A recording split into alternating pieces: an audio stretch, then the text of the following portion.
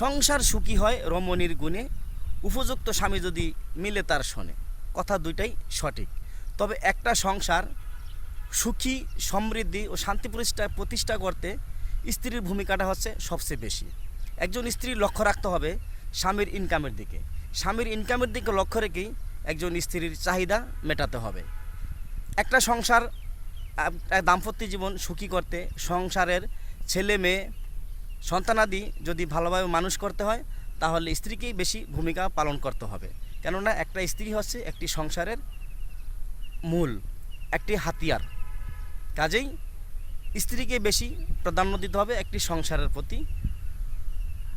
তাহলেই ওই সংসার সমৃদ্ধি ও সুখীময় হবে। এবং খেয়াল করতে হবে যে স্বামী স্ত্রী উভয়ের মধ্যে যেন কখনো ঝগড়া ফ্যাসাদ সৃষ্টি না হয় কোনো টুমকা বিষয় নিয়ে। স্বামীর ইনকামের দিকে লক্ষ্য রেখেই স্ত্রীকে চলতে হবে, তাহলেই সংসার সুখীময় হবে। সকল স্ত্রীকে আল্লাহ ভালো রাখুক, সকল মা বোনদেরকে আল্লাহ সুস্থ রাখুক, হেফাজত রাখুক। সবাই বলি আমিন।